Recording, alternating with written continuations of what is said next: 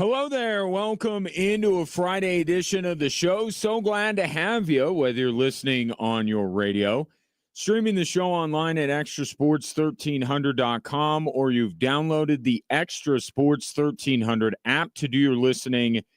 And that app, which is free to download and free to use, is brought to you by Diversus Health, Mental Health, and Well-Being for All, a veritable cornucopia of sports topics await you, and I'd love to get your thoughts as you head off into the weekend. 719-247-1313 is the number that you can either call or text in.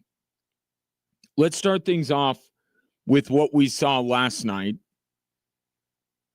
and what I think we're going to continue to see this season.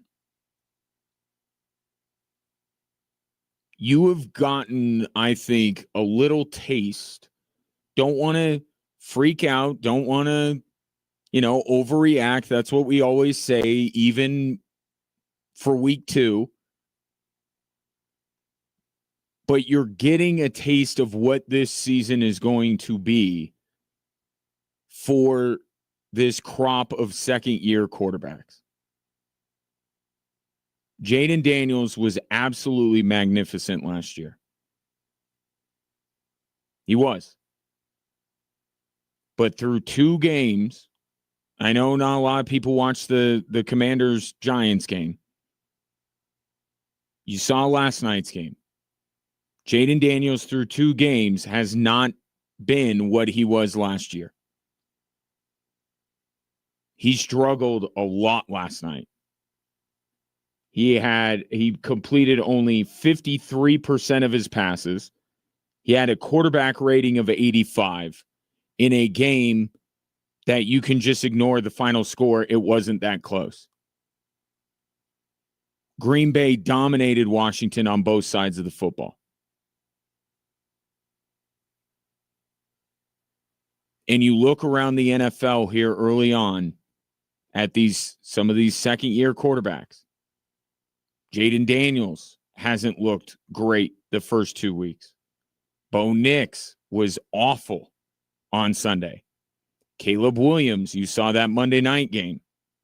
And Drake May was sacked 4 times and had an interception against the Raiders.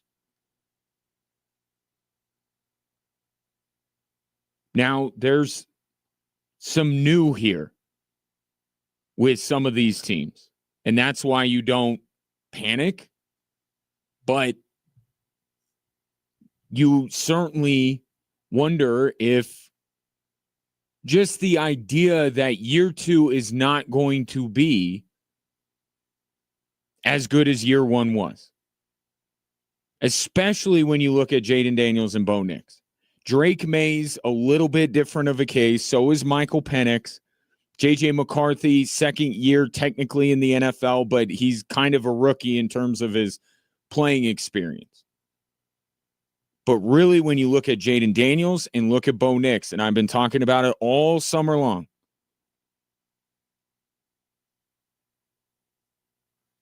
they are not going, or their teams, I think that's what's important here. Their teams are not going to be better than they were the previous year. In fact, in the last 20 years, teams that have a winning season with a rookie quarterback have not gotten better in year 2. Justin Herbert, most recently C.J. Stroud being chief among them. Very good rookie years. It's not to say that their second year wasn't positive. Houston won the division, won a playoff game. But the talk in Washington is about whether they can win one more game than they did a year ago and get to the Super Bowl. For the Broncos, it's about winning their division and potentially going deep in the postseason. And I didn't think that either team had a chance to do that this year. Doesn't mean that the future can't be extremely bright for both of these organizations and both of these quarterbacks. But in year 2, it's not going to happen. And I know Sean Payton has said the idea of a sophomore slump that doesn't exist. Okay, let me expand it then.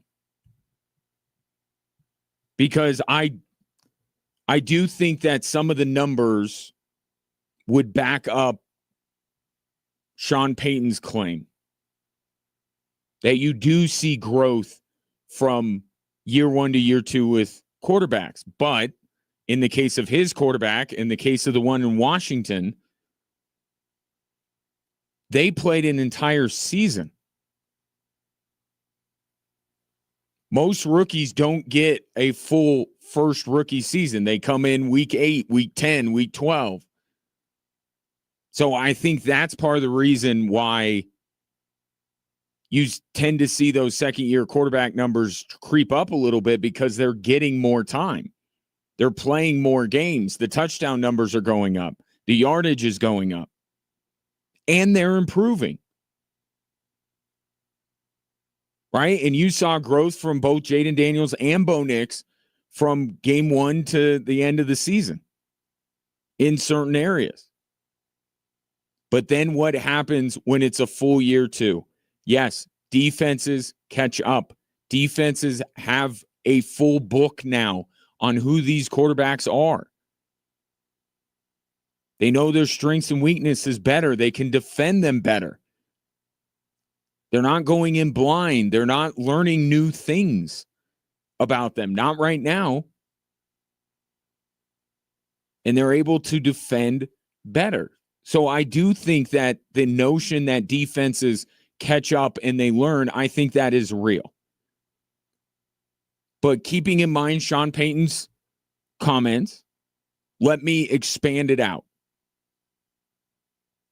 In general, when you are taking a quarterback in the first round, unless you are historically the Green Bay Packers, because you know how they have handled things, and the most recent example of something similar would be what the Falcons did drafting Michael Penix when they already had supposedly a franchise quarterback in Kirk Cousins.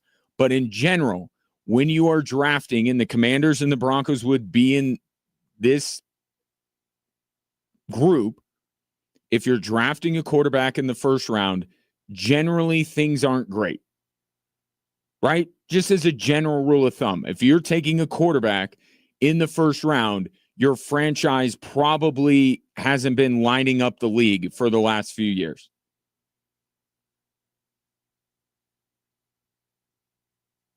So I think some of it you could place on a Jaden Daniels or a Bo Nix. But I think you got to look bigger than that. You got to look at the bigger picture. Because, yeah, Jaden Daniels struggled a little bit. How that Commanders defense look against the Packers? Pretty bad. Jaden Daniels has nothing to do with what the Commanders defense does. So it's more about a referendum, if you want to call it that, on the team. Jaden Daniels and Bo Nix led teams that maybe on paper weren't what they ended up being. They helped them out a little bit, right? Especially Jaden Daniels. That Commanders team greatly overachieved last year. And I think what you're seeing, as much as, you know, league maybe starting to figure out Jaden Daniels, or at least having some other ideas about defending Jaden Daniels, the Titans and the way that they played Bo Nix, it's them, but it's also an exposing of the team that maybe Washington and Denver weren't as good as they ended up being last year, as their records said they were. I know the saying is you are what your record says you are, but that's not always the case. Teams overachieve. Teams underachieve.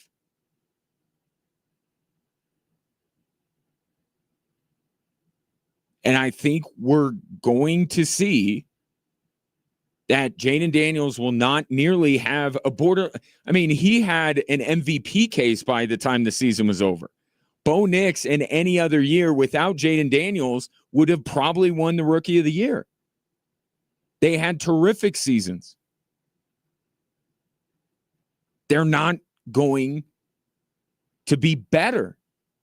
What you can best hope for, I think, is a similar level of play for them to maintain and then kind of do their own homework, right? Like defenses are doing with them. Go back and do their own homework to learn NFL defenses a little bit better. So in year 3, you can punch back. That's normally the developmental arc of a young quarterback. And you're seeing this early on. And then you throw in on top of it the newness with, whether it be play callers or coaches or personnel that maybe throw a wrench in some things.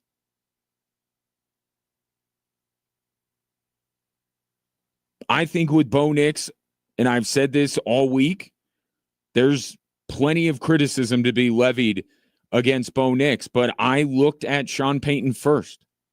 Sean Payton, by his own admission, kind of failed Bo Nix in week 1.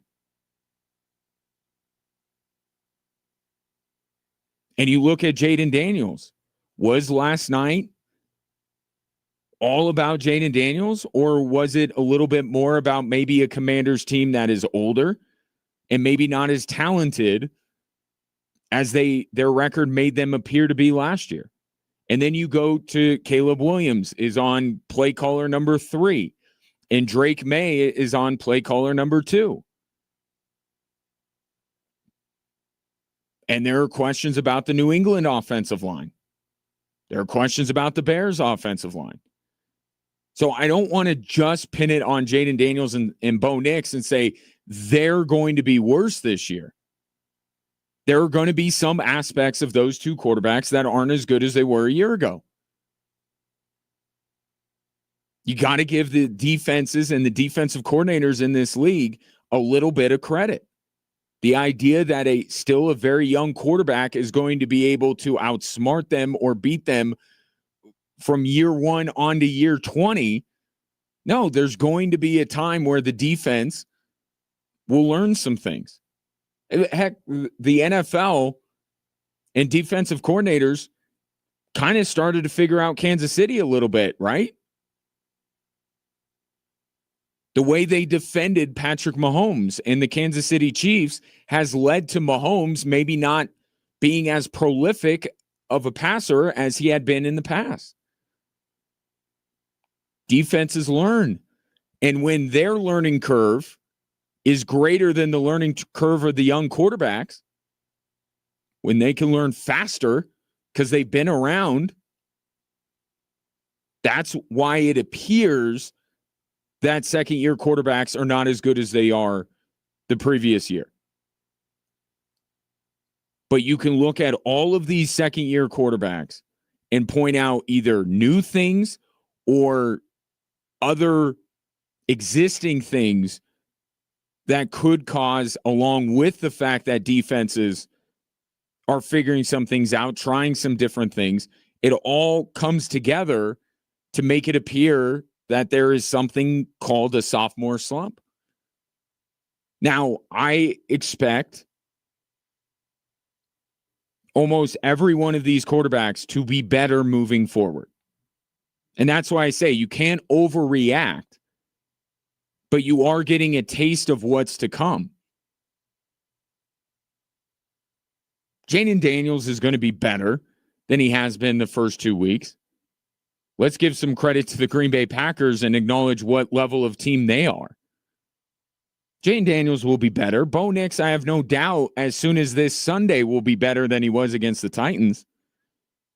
Caleb Williams is going to grow with Ben Johnson as his quarterback, or as his play caller and head coach. Drake May, who is in kind of a different boat, did not play as much as Nix and Caleb and Jaden Daniels did. He's going to get better. He has Josh McDaniels. Say what you will about him as a head coach. The guy is a brilliant offensive coordinator. Drake May will improve. What you may be seeing is about the worst. And I would say last night with Jaden Daniels and last Sunday with Bo Nix, I feel pretty good about that potentially being the worst those two will look this season. But that doesn't mean that from here on out, it's going to be great, that everything's going to click and these guys are going to light up the league.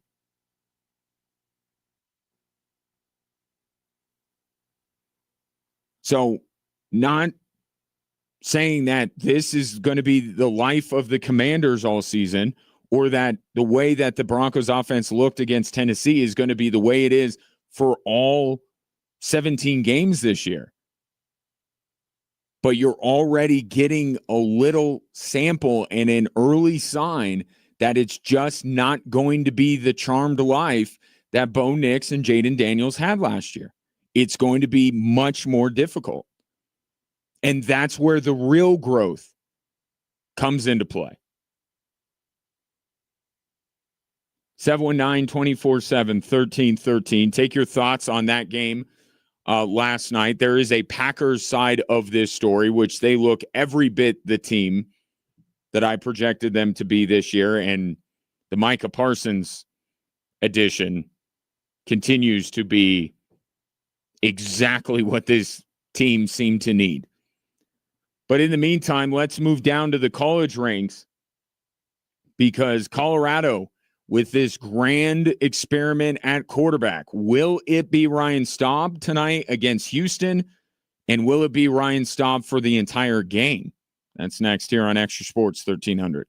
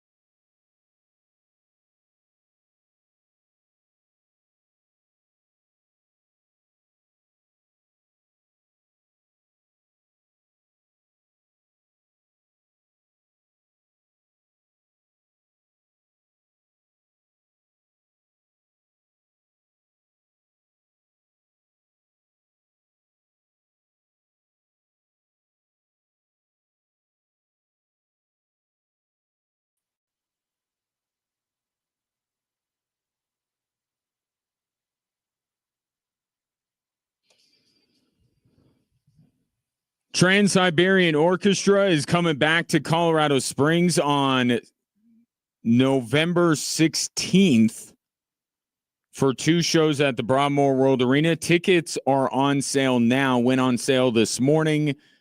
Get yours at axs.com or in person at the Pikes Peak Center box office. So Jay Schrader is still the last Washington QB to win in Lambeau Field. Got a note on that late.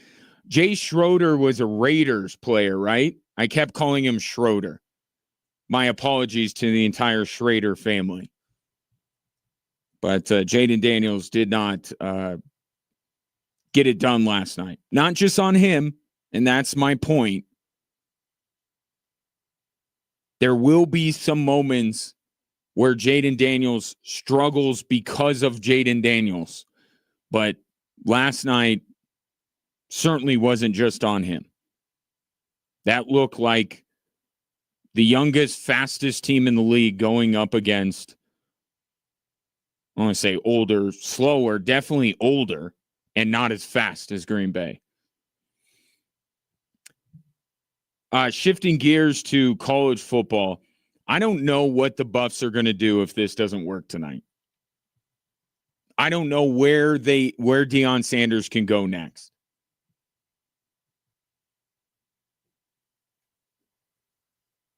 This move, if it is Ryan Staub, no confirmation on that, but the Pete Thamel report from early in the week is out there. If Ryan Staub does start, then what was the whole point of Deion Sanders' tirade about the media not getting things right or whatever? If it ends up being Staub, then the media was right. But that's beside the point. You have to think through these things, I think, if you're a coach, because you're dealing with, not only are you dealing with psyches of the team, the psychological aspect of your team and each individual player, but these are rather fragile psyches, right? Still. I mean, these are men, but they're not grown yet. And this, merry-go-round at quarterback certainly has got to impact the guys in that quarterback room, but it also has a ripple effect across the team. How much confidence will the offensive line have if it continues to be a revolving door at quarterback? The receivers, the running backs, the defense. I mean, there's a real impact in football when you make a quarterback change, a real psychological impact. And that's why I think Deion Sanders pulled the ripcord too early. Because where do you go? Let's say it is Ryan Staub, the starter tonight, and let's say he struggles. Because it's Houston and not Delaware. Then what do you do? Because you're going into week 4. I can't imagine that Julian Lewis is ready to start by week 4 if he wasn't at all ready to start week 1. I mean, we're not that far into the season. So if Julian Lewis isn't ready, you're going to go back to Caden Salter? Every quarterback move until they get to Julian Lewis, right? Julian Lewis is kind of the, resetting things a little bit. Okay, now it's Julian Lewis's turn. Now moving forward. Time starts now, right? But if you go back to Caden Salter because Ryan Staub struggles,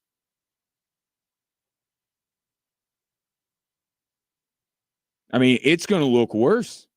And then if you I'm hearing Michael Scott from the dinner party, snip, snap, snip, snap, snip, snap. You keep going back and forth between these two quarterbacks. It gets worse every time. I know Caden Salter didn't impress. I'm not sitting here defending the way that Caden Salter played, but you were winning that Delaware game.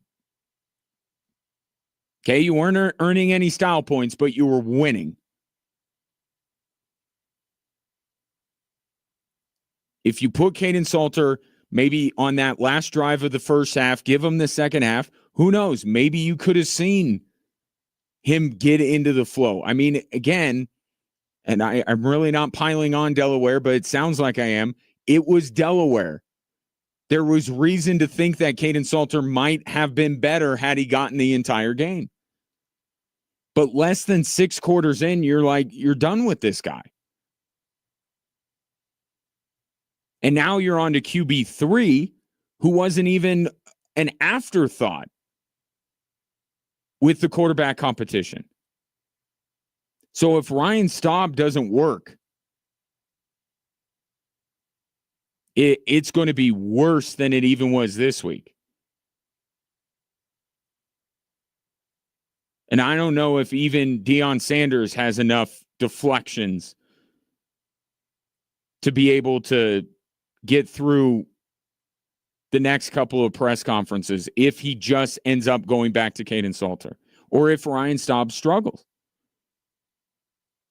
Because before even the decision that Deion Sanders will make about next week, there will be the thought, from me included, that maybe the Buffs don't have any quarterbacks. They don't have anybody they can turn to. In a season where they can't let, I want to repeat this, because the only way this season is a failure, I don't think the bar is incredibly high for this Buffs team, but the way that is it definitely is a failure is if the bottom falls out and this team struggles to even make a bowl game. That's how this season is a failure. They get to a bowl, they maintained despite losing Travis Hunter and losing Shedeur Sanders. They're good. It's not a wild success, but it's not a failure.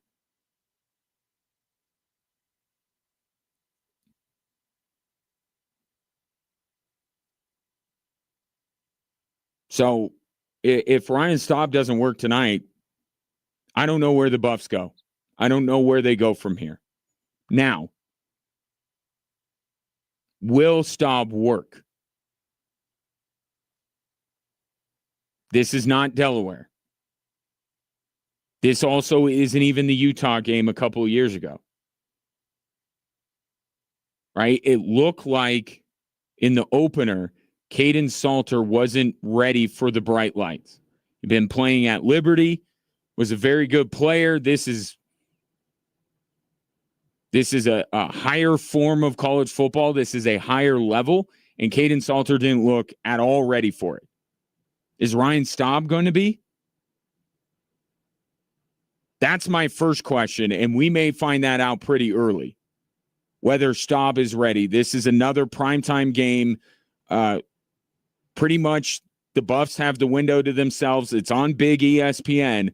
This is a big stage that Ryan Staub is stepping onto for the Big 12 opener. In a hostile environment against a defense. I don't want to get too carried away with Houston's defense because they played Rice and an FCS opponent.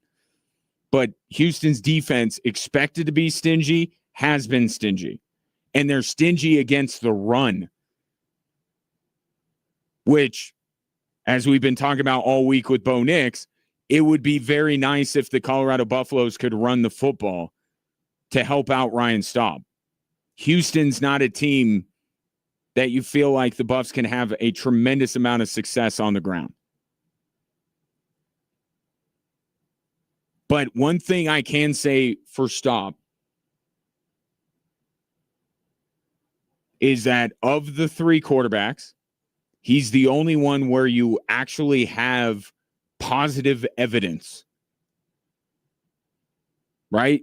The way he played against Delaware, that game 2 years ago against Utah, played well. So he's got that going for him. And by all indications, he fits Pat Shurmur's offense better than the other 2 guys. So the fit is what we're really testing out tonight. Whether the fit with Pat Shurmur's offense gets Pat Shurmur's offense going. But if Ryan Staub can't, and the one place I'm looking, the explosives. I'm not saying he's got to complete a 71-yard touchdown pass to Sincere Brown again this week. But Dinkin and Duncan isn't going to beat Houston. And that's what I think are the core tenets of Pat Shurmur's offense when they go up against quality opponents. Against Delaware, it's sure, let's open it up. We got wide receivers who are absolutely going to win their 1v1s. Let's air it out. Step up in competition, and it's throw behind the line of scrimmage, a little chip out here, a little this, a little that. It's not going to get done tonight or moving forward in the Big 12 because Houston is not the biggest bully on the block in this conference.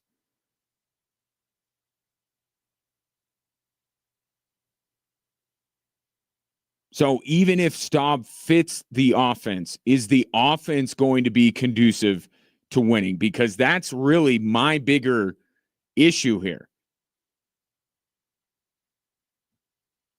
And I've had an issue with Pat Shurmur's offense, as I'm sure you have, since he arrived in Boulder.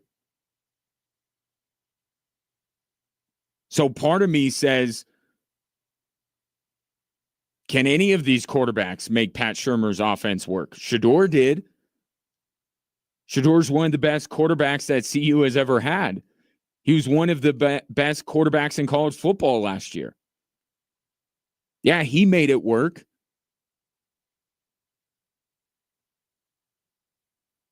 Can quarterbacks who are setting aside Julian Lewis, I suppose, but he's young, Caden Salter, Ryan Staub, can either of them make Pat Shurmur's offense look at all dynamic? Because at least with Caden Salter, you had the dual threat ability. I don't know that that's, a credit to Pat Shurmur at all. There's some improvisational things going on, some scrambling when you have a dual threat quarterback. It's not always designed runs. Staub doesn't have that. He's going to be dropping back and throwing the football.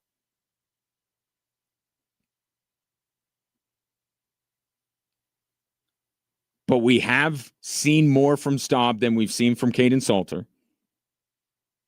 He's a better fit for what Pat Shurmur wants to do offensively. Does it matter? Does any of that matter?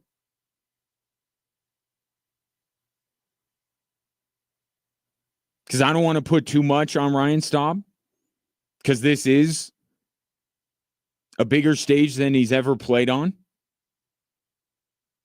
So I want to,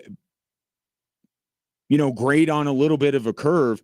I think it kind of tonight is more a referendum if it goes poorly on the coaching staff for Deion Sanders to make that panic, knee-jerk, whatever you want to call it, move to go with Staub if he is the quarterback tonight. And then it would be a referendum on Pat Shurmur's offense. You get the quarterback on the roster that fits your offense better than anyone, and it still doesn't work.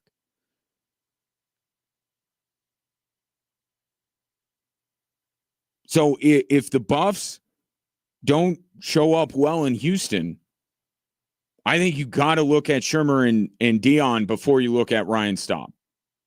Have a little bit of patience with Ryan Staub. Understand what he's stepping into and treat him as such. But Deion put him in this position. And supposedly he's a great fit for what Pat Shurmur wants to do. So if it doesn't work, it's Deion and it's Shurmur that this is on, not Ryan Staub. And again, if it doesn't work, where in the world can the Buffs go from here? Houston favored by 4.5, kickoff at 5:30. And then there's the additional kind of storyline of, will it just be Staub? right? Doesn't this all just seem like too much for the quarterback position for week 3? They're on to QB3. The idea that they might play 3 quarterbacks tonight while QB3 gets the start, like all of this stuff, it's too much. It's too messy at the most important position on any football team. We don't know if Staub is starting. And we don't even know if Staub starts that he's going to end the game.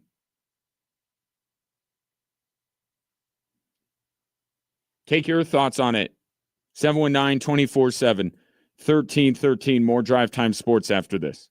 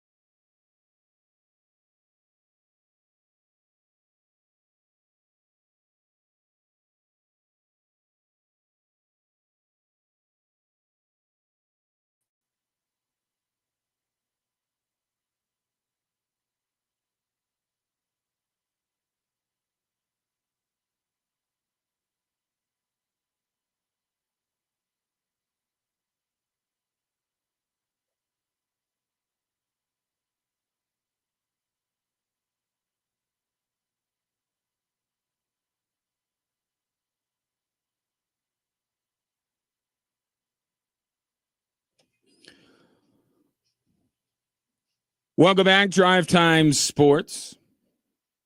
See you in Houston coming up tonight at 5:30.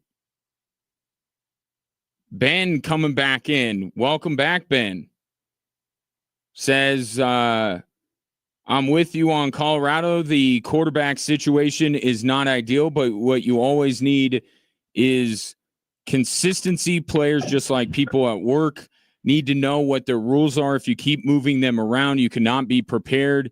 You get no continuity. I think Dion would be wise to take whoever fits his scheme the best and go with them and develop them and go from there. It doesn't mean he can't make a change, but he needs to make some decisions. I would agree. And I think he's making one too early here. That's what I think, because if you believe that Ryan Staub is the guy, you got to stick with him. You just have to. I think Caden Salter with CU might be over as soon as it started, but we'll continue with this conversation here in just a little bit. In the meantime, want to shift over to our athlete of the week this week. And we had a lot of votes, and it became very close. But by 2% of the vote, 50% of the vote overall, Luke McAllister is your athlete of the week. He is a junior goal-scoring phenom for Cheyenne Mountain, and he joins me now. Luke, congratulations. Glad to have you. How are you? Good. How are you? Thank you for having me. Yeah, it's my pleasure. So I'm always curious. Did you hear before today that you were up for our athlete of the week? Yeah, I did. My coach sent out an email to our whole soccer program about it a couple days ago. So who was banging the drum most for you? Who is I guess that it would be your coach, right? That's sending it out, but were some people, parents or whatever, trying to get as many people to get out the vote as possible? Yeah, my parents sent it to their whole extended family and stuff like that, and then my young life leader also did a lot for it. Eric Schofield, he sent it to most people he knew and stuff like that. Very cool. Well, you were nominated because you had yourself quite the day against Mesa Ridge. It's not a bad night when you can already pass up the total number of goals you had last year in one night.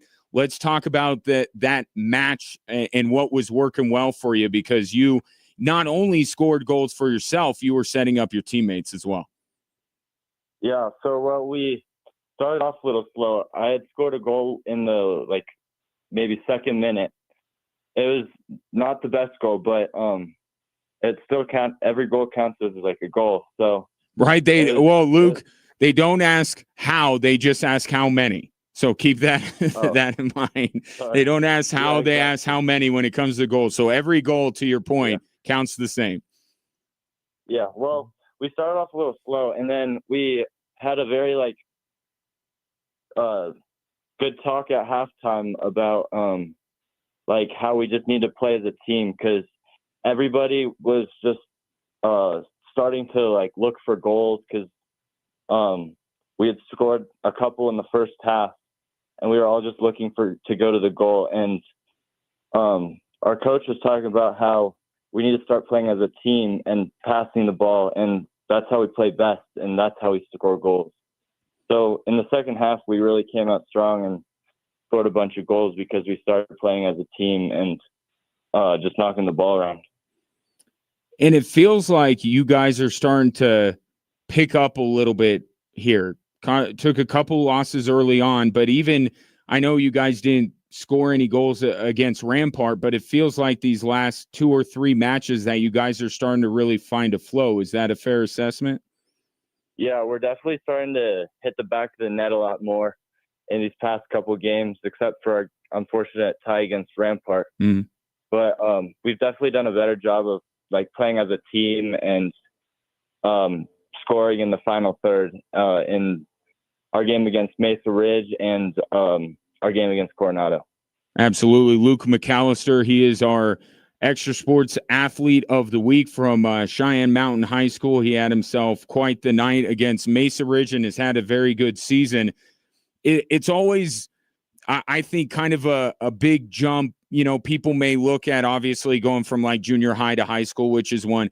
I think going from your sophomore to your junior year is a significant step as a player and as a person, right? Because now you're considered an upperclassman. Now you're kind of looked at by the younger guys as maybe a leader. Did you feel a lot of that going into this year, and do you embrace that? Yeah, I did. I started to feel it like through the summer camps that we did, and like our practice, getting back into practice and tryouts. I just felt like I could be a leader to all the like younger guys and stuff like that. And I feel like last year I was one of the younger guys looking up to the upperclassmen, and it's just cool to fill that role. Yeah, and talk about we discussed how you guys are playing much better soccer over the last few matches, but how's the team dynamic? It sounds like you guys are a really tight-knit group over there at Cheyenne Mountain. Yeah, we've gotten really close over these past couple of games in the start of the season. We've done a bunch of like team bonding stuff to get us closer too, which I think has helped a lot. Absolutely. Luke McAllister, my guest. So bigger picture, I know you guys are one match at a time, but hey, you got a few days until you guys take on Pine Creek. So if you'll indulge me, what are the conversations like between the coaching staff and the players, or what are you guys talking about amongst yourselves as players about what is possible this year for your team? Well, obviously the big picture is state championship, and I think that our team is capable of that.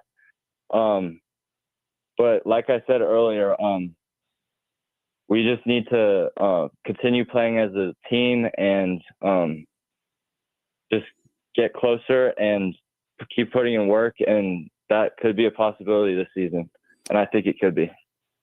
Well, that's awesome to hear. Next up for Luke and the boys will be Pine Creek next week, and then another home match against Battle Mountain before they head out on the road next week. Still early doors, but good early signs from Cheyenne Mountain, and a big reason why is Luke McAllister, who is our Extra Sports Athlete of the Week. Luke, really appreciate you hopping aboard with me. Congratulations on a well-deserved honor, and we'll be keeping tabs on you guys to see how you go throughout the season. Really appreciate it.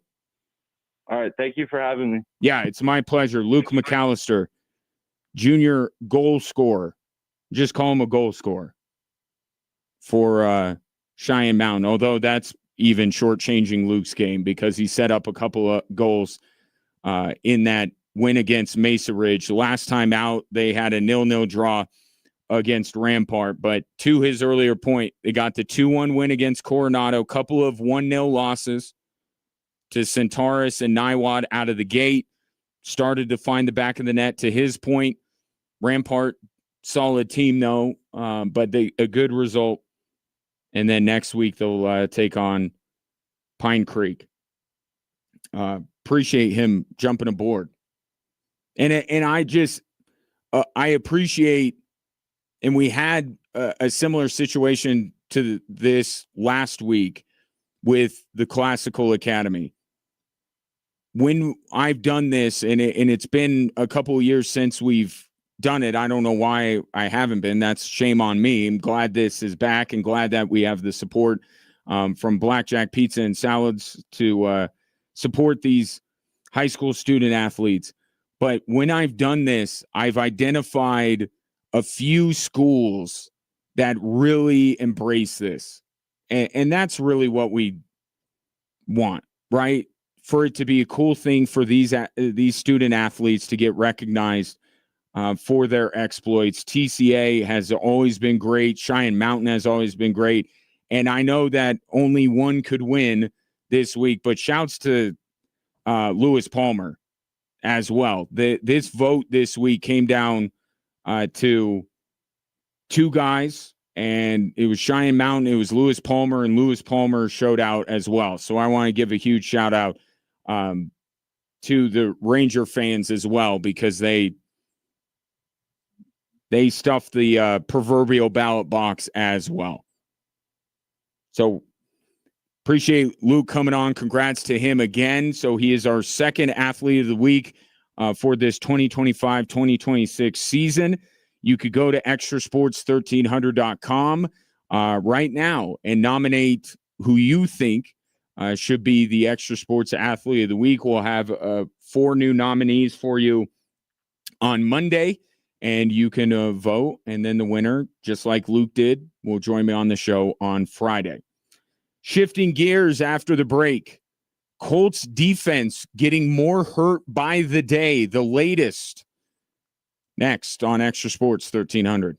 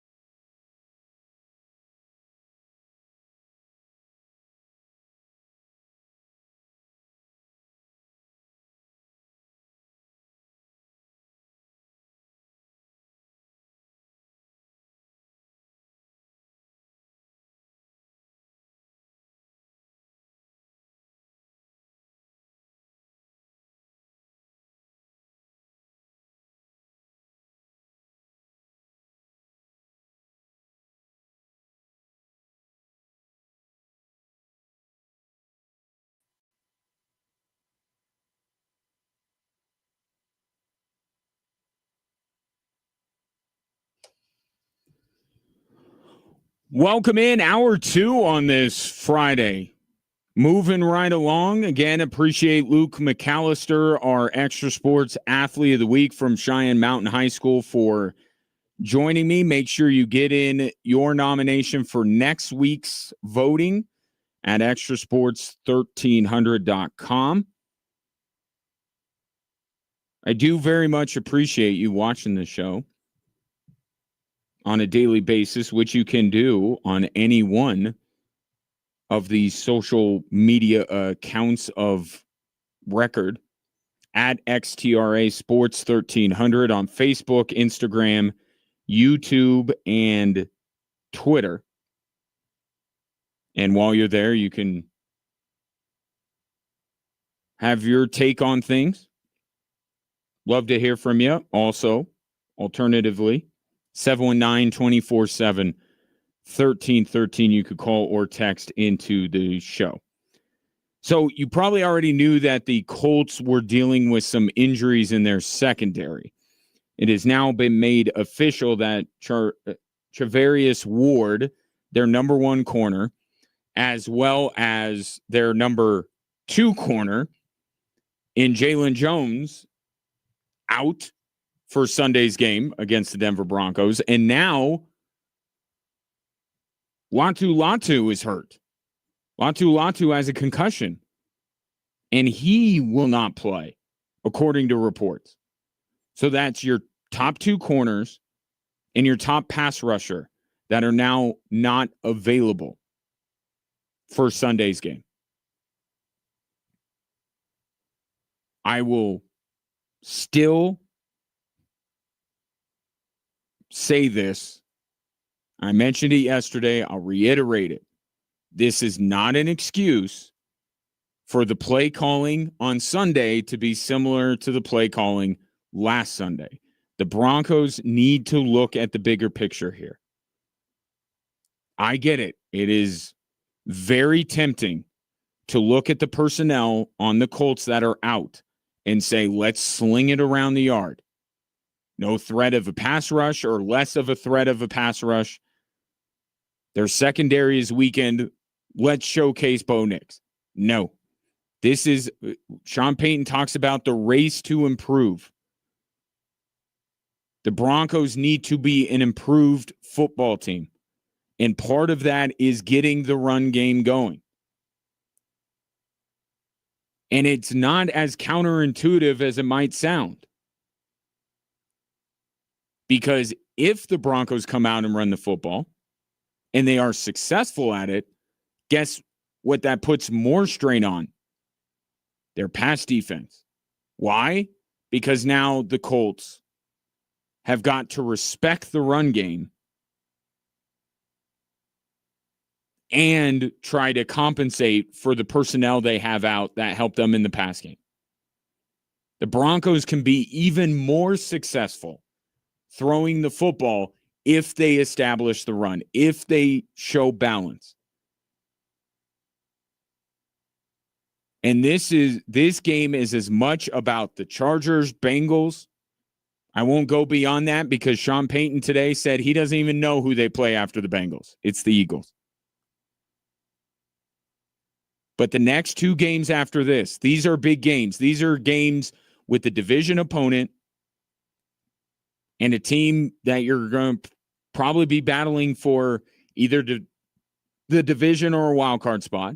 And then you got the Bengals. You know where those 2 teams were last year when they met.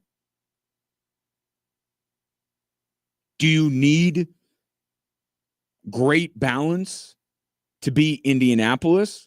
I think you need more balance than you did against Tennessee. But do you need to be at your absolute best offensively to beat Indianapolis with the players they have out? Not necessarily. But get right. Be balanced. Give Cincinnati and LA more to chew on when it comes to the film study. This is not about just the Colts game. It's about the 2 games they have after that are I don't see any way that they don't end up being extremely consequential when the season is over. But it's a balance in and of itself, right? You got to have a mind on this game, but also a mind on the upcoming games or just the rest of the season. Getting that run game established is important for this game.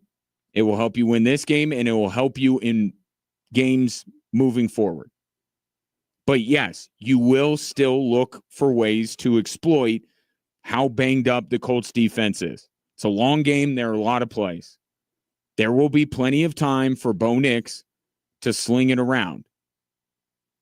Just after they establish that they are willing to run the football, and then after that, establish that they can run the football. When they do pass, it's not so much about, Cortland Sutton's going to have a day. When they do pass, I think this presents an opportunity for the Denver Broncos to establish a non-Cortland Sutton weapon in the pass game. Right? Because the Colts are going to be doing things to try and limit Cortland Sutton. I talked about it this week. Bo Nix, a lot of his mistakes come when he's trying to force the ball into Cortland Sutton. We know he's by far the number one receiver on the Denver Broncos. He played 95% of the snaps against Tennessee. He's Bo Nix's favorite target. The Colts are going to have a game plan for Cortland Sutton, even with them being down a couple of players in the secondary. But it's the domino effect elsewhere that I think is what really has Sean Payton perhaps salivating over this matchup. Because it gives him a chance to go look elsewhere. Cortland Sutton, Bo Nix will look for him no matter what, right? How about someone else? And I think I know who that someone else might be. Here's Sean Payton. When you put plays in, there's a primary, like there's some ways where you can get him a touch or you think you can. And so I can't off the top of my tip, but I mean, he's going to be one of those matchups that we want to take advantage of. Who did he say that about? Evan Ingram. Now, coaches are very good about misdirection. But when it's Pat Bryant yesterday that Sean Payton is saying, man, we really got to get him more touches, got to get him on the field. I don't know how much you can believe it, but when he talks about Evan Ingram, who we already knew was going to be a very important piece to the Broncos aerial game, then I think you can put a little bit more stock into it. Evan Ingram wasn't right for most of that game against Tennessee. All indications are he's healthy, good to go. He's not even on the injury report. This is a chance for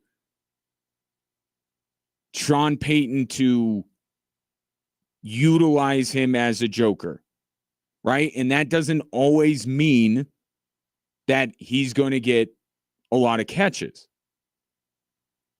But it means they're going to utilize him to create matchup problems.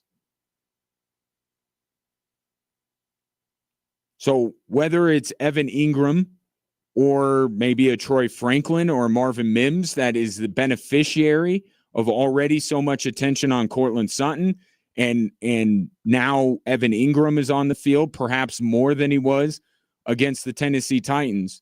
But it's about finding a second guy, not being so lopsided when it comes to your pass game that it's Sutton, Sutton, Sutton, Sutton.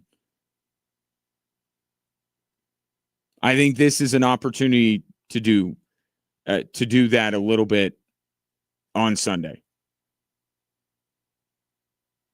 But it all starts with the run game. Broncos offense should be able to exploit the injuries. And there was a game that this one reminds me of the week leading up to it last year. It was the Tampa game. The Tampa Bay Buccaneers, if you recall, were a team that was on a little bit of a high. They're coming off of a big win, but they were incredibly banged up on the defensive side of the football. Very banged up. And you remember how that game went. There are some of those same elements to this one. Colts coming off an emotional win. They hadn't won an opener in forever. They were honoring Jim Irsay at home. Now they stay home. Here comes the Denver Broncos, who, despite winning, are not happy with the way that they played against the Tennessee Titans. Sprinkle in a few key injuries on the defensive side. This could be a game similar to the Tampa game, where maybe it's not as close as the 2.5 or now 1.5. Interesting to note that the line has moved towards Indy in the last 24 hours. It was 2.5. Now it's 1.5 at a lot of shops. So I find that to be interesting. But this is one of those games that I still think on paper has the chance to be very close, but don't be surprised because of all of these elements I'm talking about that the Broncos have a big bounce back after a very disappointing opener against the Tennessee Titans. Take your thoughts and expectations for the game. 719-247-1313. We'll continue with Drive Time Sports right after this.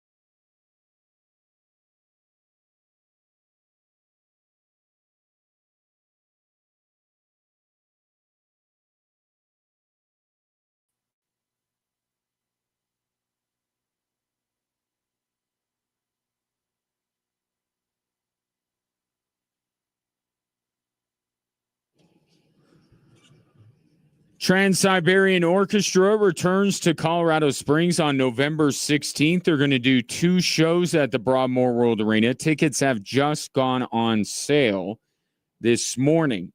So get the best seat in the house. Go to axs.com or in person at the Pikes Peak Center box office. Or there's a third option. If you're listening to the show at extrasports1300.com, we actually have a graphic that you can just click and it takes you right to the site. I've come to find out that the real start of the Christmas season around these parts is when TSO rolls through town. That's like, okay, we're collectively as a community ready for Christmas. It's not when Walmart puts up the Christmas decorations, because I think they're already up there. But when TSO rolls through Colorado Springs, it's like, okay, the holidays are here. AXS.com or the Pikes Peak Center box office. CU and Houston coming up at 5:30. We'll get back into that game coming up in a little bit. CSU off this week because they got to figure out their quarterback. Same can kind of be said for Air Force. We don't know 100% who their quarterback is, but they have a game this week. They don't have quite the situation that CSU has where they can have a bye week to discuss. They just had theirs, though. So tomorrow against Utah State, we should get an answer. And I've kind of thought that this was the way it was going because of the Bucknell game. Troy Calhoun had an opportunity to showcase both guys, make some more decisions. Then you have a bye week before you get in the Mount West schedule. This should be their decision. I mean, any decision on a roster is subject to change. CU will embodies that to the nth degree. But I expect it to be Josh Johnson and then know that if he struggles mightily or gets banged up, that you have a similar quarterback in Liam Zarka that you could put in and do a lot of the same things offensively. So as far as this Utah State game goes, I think it's actually a pretty good opener. It's not, the schedule makers, they just fill out the schedule, right? But sometimes you look at a conference opener and you go, this might be the right conference opener for a team. Troy Calhoun certainly is looking forward to it. It ought to be a heck of a football game. It really should. You look the number of guys they've brought into their program, and they brought in some really talented guys, and they've still been able to bring over some guys from New Mexico, especially defensively, to help create a little bit of continuity system-wise with the rest of their team. Of course, Utah State with Bronco Mendenhall, a name that should sound familiar to college football fans. He is now back in the state of Utah, running the operation there at Utah State. The reason why, and I agree with what Troy Calhoun says, and we'll get into one player in particular that should make this a very interesting game from the Aggie side of things. But I think this is a good opener for the conference season because it's the right blend of you're not wading into the very deep water. You don't have Boise State right away, although Boise State's coming up, right, quickly. But it's a team that I think is going to test Air Force in the way they need to be tested, while also, I think, being a team that Air Force, even on the road, can beat. And here's what I mean by that. The biggest question mark I have with this Air Force team, even after the Bucknell win, how good is this secondary? It is very young, and they lost some key pieces from a very good secondary last year, right? How good are they? And how good can they get quickly? Because, again, Boise State is coming up in just a little over a week's time. So the biggest question mark I had about this Air Force team is their secondary. And this Utah State team, they like to throw it around a little bit. They have a quarterback named Bryson Barnes. He is a transfer from Utah. A pretty good program he's coming from, and he's been able to throw it around a little bit. I don't put a ton into the Texas A&M game last week because that was that went about how you would think a game between a top 25 ranked team and Utah State would go, to be fair. The UTEP game, I think, is a better one to watch when it comes to Utah State about who they are and what they bring to the table. And they can throw it. And Bryson Barnes is a talented quarterback, and he brings an added dynamic with his legs, as Troy Calhoun discussed. He does have excellent mobility. And it's a guy that, I mean, at the end of the year, we could end up looking back and within our league saying this is one of the best quarterbacks, if not, one of the, if not, yeah. I mean, he moves exceptionally well. As I said earlier, he's an older guy. He's played a lot of college football.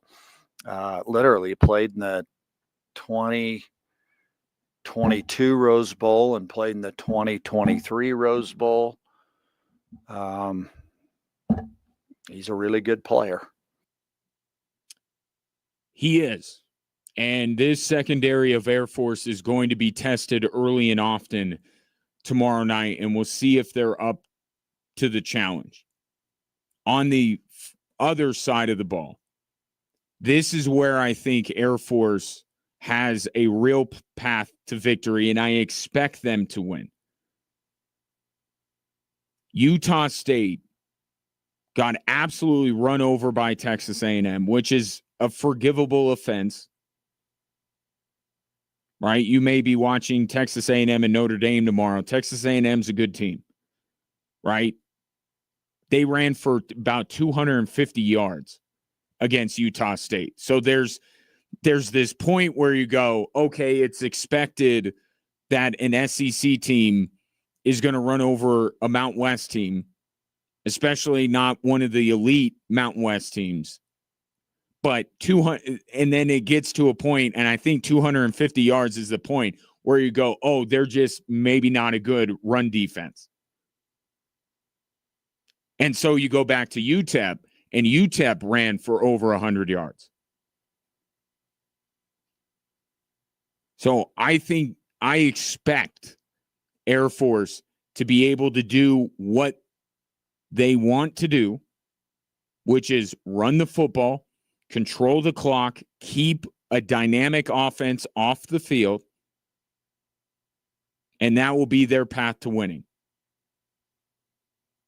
And it makes me wonder, you saw, normally teams when they go up against, especially Air Force, I'll just make it about Air Force instead of making it a bigger college football thing. For Air Force, we don't typically see them throw the football as much as they did against Bucknell. Right? When you are clearly the better football team, when Air Force is clearly the better football team, they run the ball. That's just what they do. When they have that advantage, when they're better up front, they just want to run the football. And if they throw it twice in a game, they're totally cool with that. They had success running the football, and yet they still aired it out more than I can recall an Air Force team airing it out in a season opener. So what I'm curious, and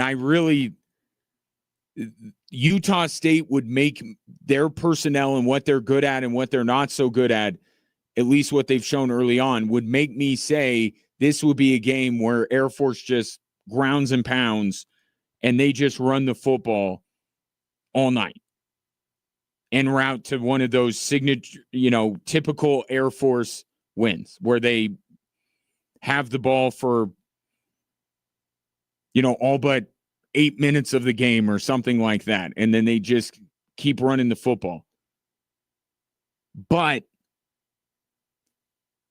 I wonder about how much they threw the football. Is that because they want to add that this year? They want to do a little bit more of that? Or is that trying a little bit of gamesmanship from Mike Thiessen to make Utah State have to think about it? I'm leaning towards the latter. Not to say that Air Force doesn't want to throw the football. Troy Calhoun earlier this week did talk about how important it is to be able to have that ability to throw the ball, that seam route that they run. They always have a really good player at that slot receiver position, if you will, that takes off on a fly route from the seam, and they're able to hit him their opponent over the top with the big play. They're going to want to have that, but usually it's run, then hit them over the top, then run. You know what I mean? They threw it a lot against Bucknell. And my thought would be this is trying to make Bronco Mendenhall and Utah State respect it, to think about it.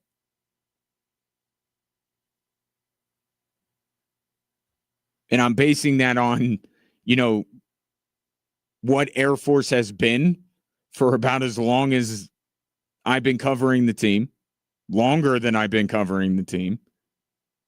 And also, it just seems like they shouldn't have a lot of issues running the football against Utah State. And with the respect that Troy Calhoun has for Bryson Barnes and that Utah State offense, everything just kind of points in the direction that Air Force is not going to sling it around tomorrow night, that they're going to stick with their DNA, what they're best at, because what they're best at, I don't know that Utah State will be able to defend. And that's why I think this is a good opener, because it will be a test for the most unproven position group on this team. But also, it really looks like a road win. It really does.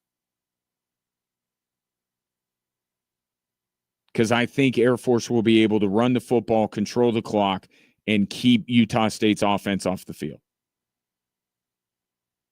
And that would be a big win to get, right? With Boise State coming up at home, you start the conference season with a win. You're now 2-0. You've won 6 straight going back to last year. A lot of good vibes, a lot of good feelings going into one of the most difficult games of the year after that. That'll be tomorrow night. It's a 7:45 kickoff from Logan.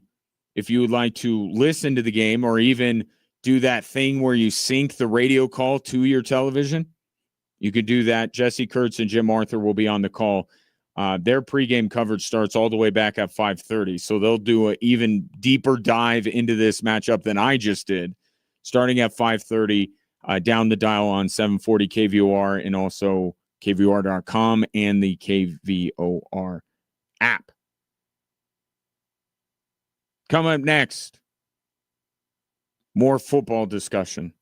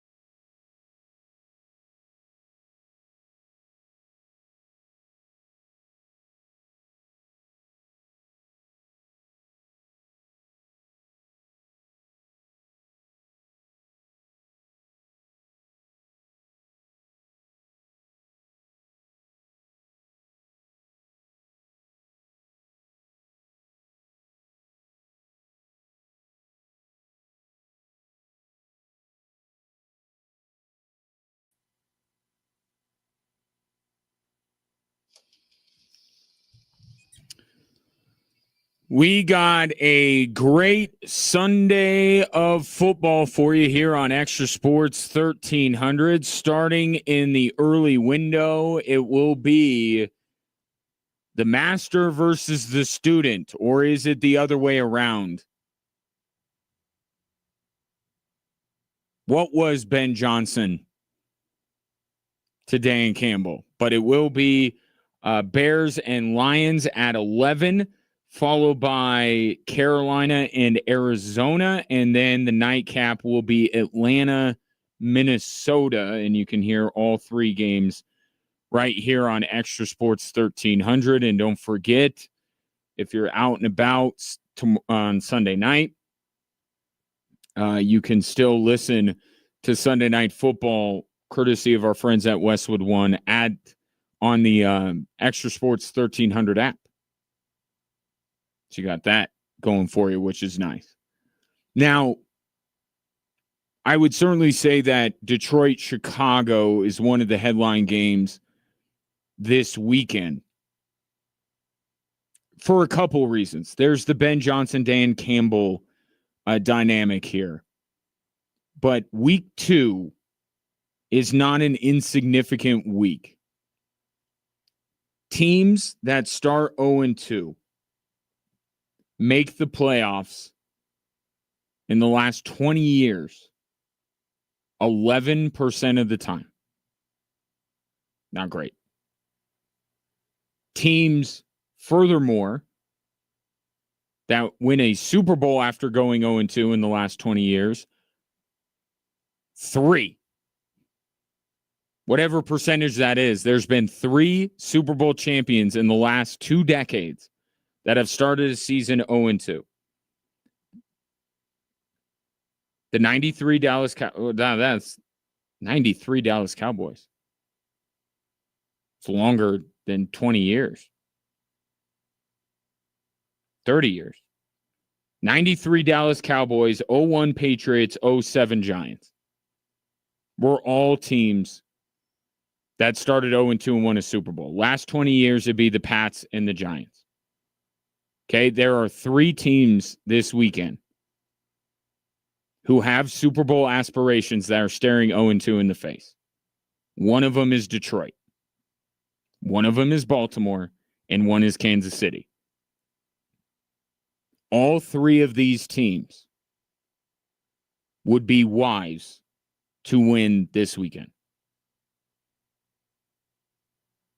2 of them I really wouldn't be worried about. Detroit going against Chicago, Baltimore going against Cleveland. Feel pretty good about it. But I'm really backing all 3. I know. Surprise, surprise. The game of the weekend, without question, is Philadelphia, Kansas City. Because not only is it the highlight matchup because it's a rematch of the Super Bowl, but also because of the consequence of it all with the Kansas City Chiefs potentially starting 0-2, and not just starting 0-2 potentially.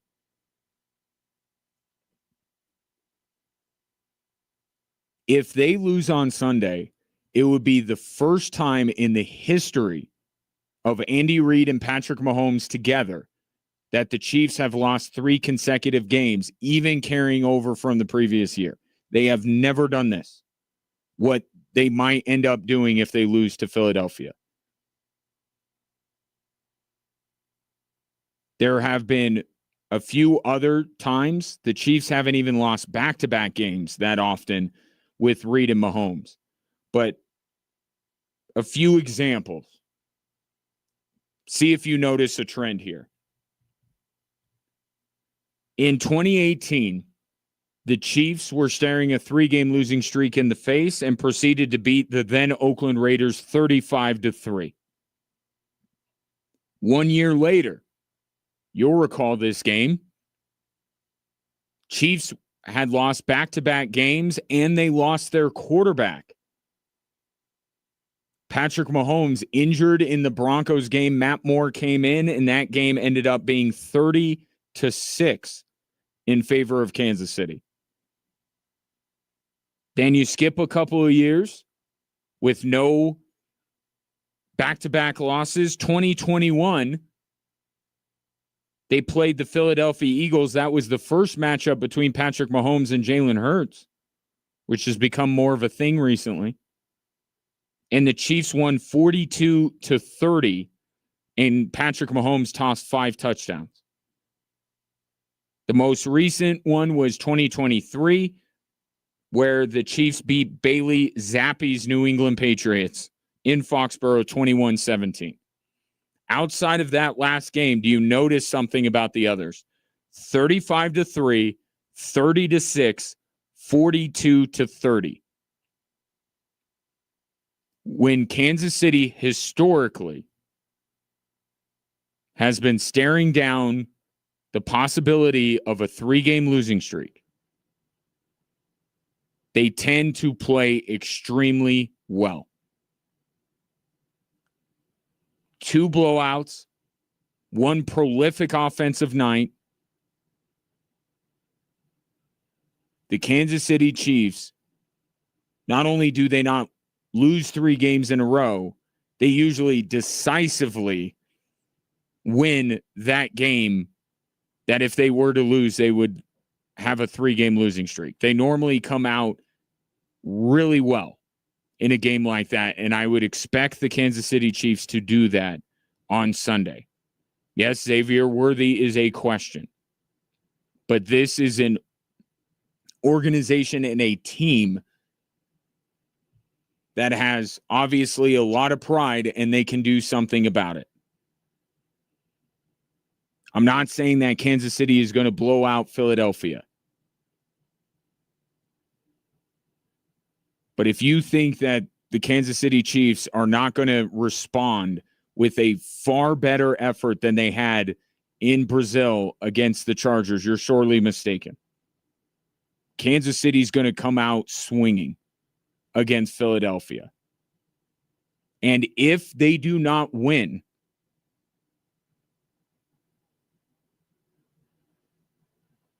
then you can proclaim the Kansas City Chiefs with Andy Reid and Patrick Mahomes finally at long last vulnerable.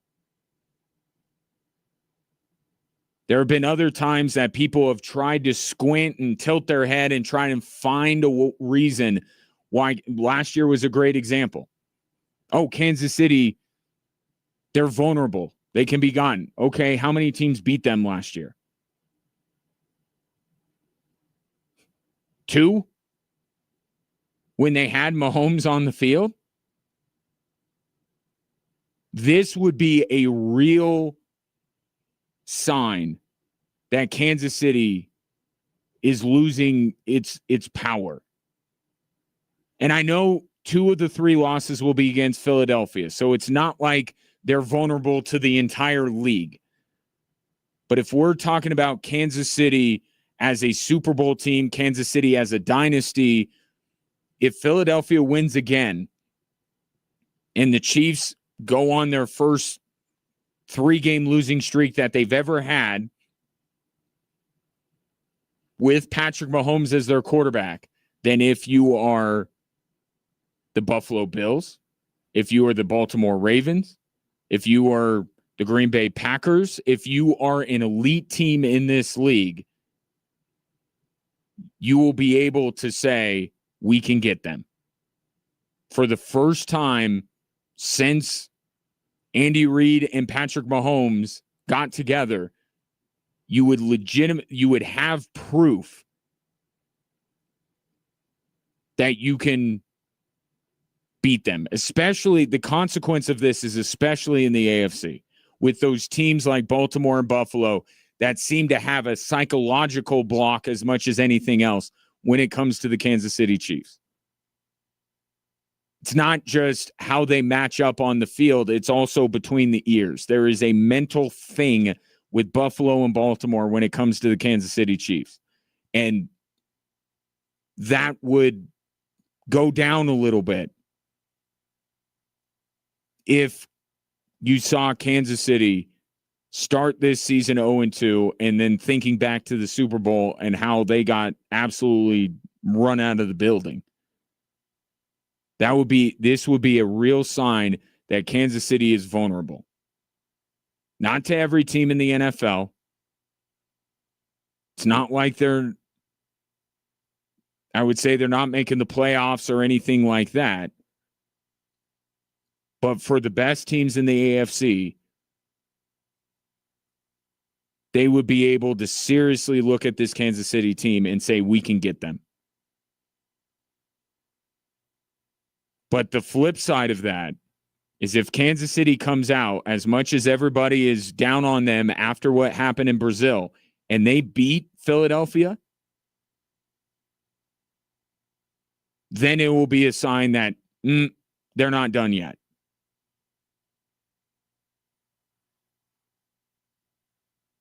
But the aura, the air of invincibility around the Kansas City Chiefs, that would come down if they were to lose on Sunday. I don't think it's for that reason. I don't think it's a game that they can lose.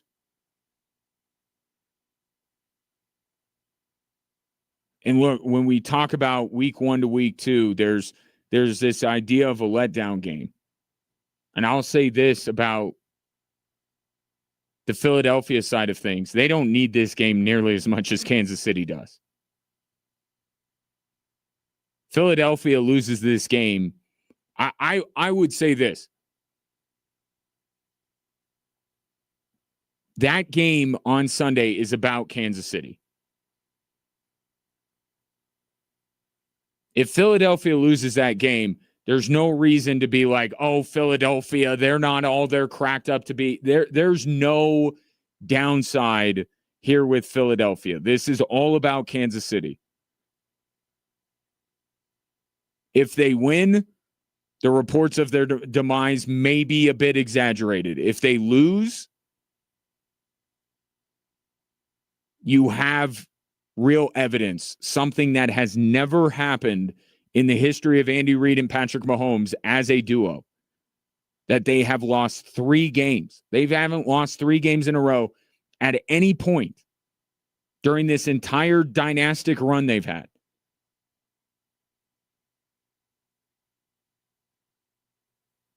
For Philadelphia, they don't need this game. There's no reason, unless they get embarrassed, right? That's always the caveat that you throw in there. If in a league where most games are decided by 1 score, if Philadelphia absolutely gets blown out, then maybe it's a different conversation. But if that's a competitive football game and Kansas City comes out on top, there's no reason to be down on Philadelphia at all, because Kansas City needs that game so much.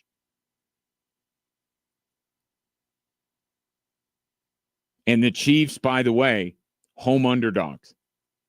When does that ever happen? 719-24-7, 1313. I think outside of the Kansas City-Philadelphia game, the Chicago-Detroit game is interesting. I don't know how interesting it's going to be by about halftime. The Baltimore-Cleveland one, you just want to see how, if Derrick Henry chooses to run right at Grant Delpit for what he said this week, that Derrick Henry's not that hard to tackle. I expect a big bounce back from Detroit, a big bounce back from Baltimore. I'm backing Kansas City. I think they will bounce back and win. But obviously that's the one where you have a little bit of doubt. With Baltimore and Detroit, if they lose, then they got some major problems. They should comfortably win their respective games. Kansas City, it's not as easy to pick in that one. And then really, obviously, the local angle with Broncos Colts, certainly. But keep an eye on how Miami performs at home against a divisional opponent. The players only meeting that took place week 1, which is unheard of. Mike McDaniel is on borrowed time. It is certainly now a matter of when, not if. And if this thing goes sideways against New England at home, I would not be surprised if Mike McDaniel is fired come Monday.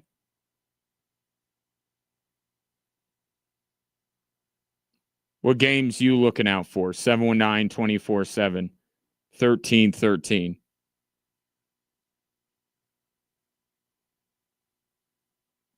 Brett says you are not making it completely obvious that the Chiefs will blow out Philly. I'm putting my house, car, dog, chicken, and whatever's left in the refrigerator on the Chiefs. Don't do that. I don't think they're a sure thing by any stretch of the imagination. But I really think Kansas City has everything to play for in that game, and Philadelphia doesn't have much. Philadelphia proved what they needed to prove in Super Bowl 59. They're good. Kansas City has something to show. That's for sure. 719-24-7, 1313. Coming up next, we'll hit the 3 stories that are driving the show, and next hour we'll follow along and see how the Colorado Buffaloes are faring. Will it be Ryan Staub who starts, and how will he fare? That's next here on Extra Sports 1300.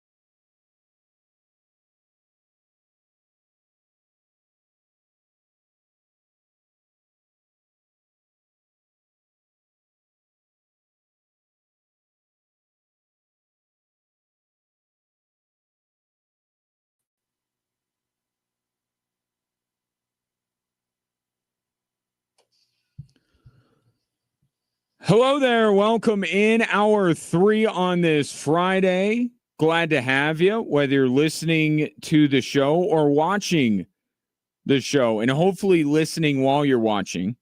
It would take away from the experience. Facebook, Twitter, YouTube, Instagram at XTRA Sports 1300. While you're there, follow, subscribe, drop a comment, tell your friends. We thrive on word of mouth advertising in this business. You could also get in touch with the show at 719-247-1313 by calling or texting in. Perhaps you have a thought on one of these, which are the 3 stories driving the show.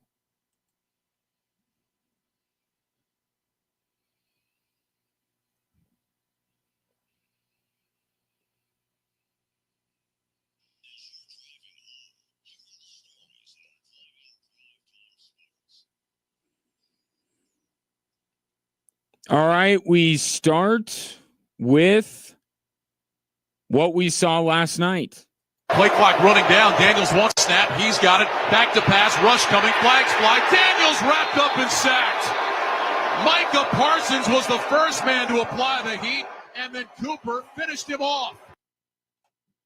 That is Westwood One on the call, as heard on Extra Sports 1300. 27-18, Packers beat the Commanders in a game that really wasn't that close. Green Bay dominated that football game. In fact, I thought that they left some points on the table with some of the throws that Jordan Love was making, and that is a scary thought in the NFC, that the Packers have really made light work of 2 other NFC supposed contenders.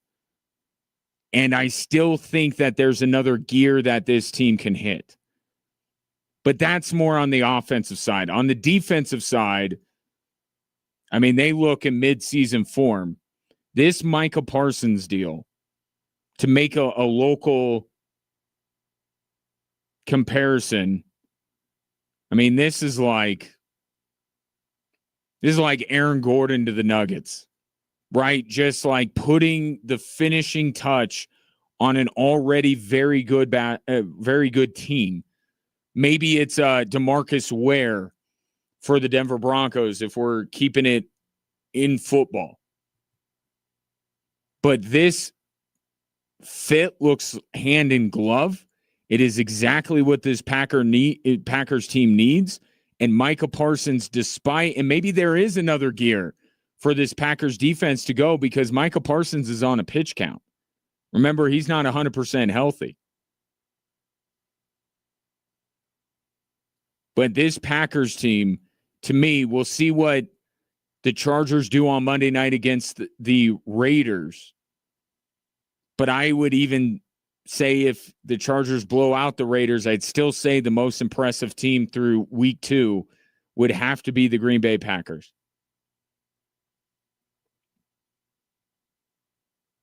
I don't think anyone would have 2 statement wins on their schedule the way that this Packers team would. If you talk about NFC contenders, how many of them are there? 5? Green Bay kind of dominated 2 of them. And on the other side for Washington, I think you're getting a glimpse into what life is going to be like for last year's 2 rookie darlings in Jaden Daniels and Bo Nix. I think you've started to see it. I think it'll get better with both of them, certainly.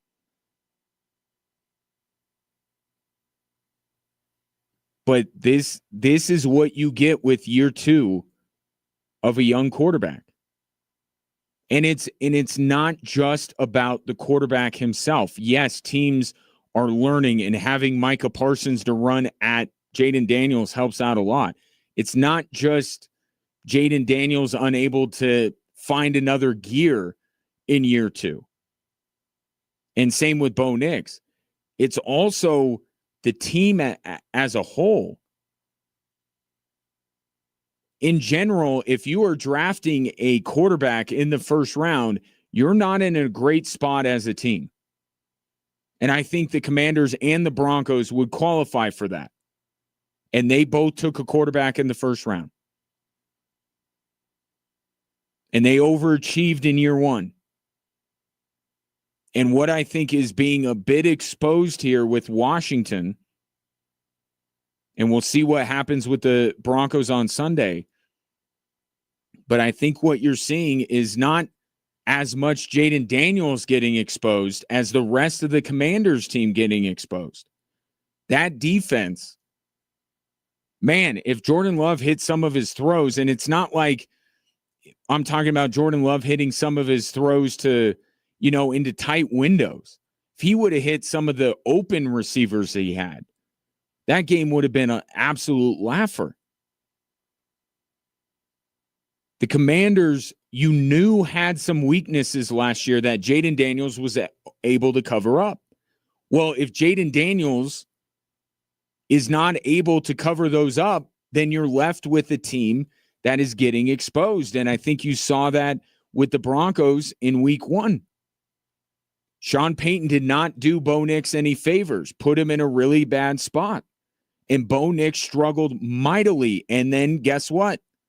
Broncos didn't look that good against a team they shouldn't have had much problem with.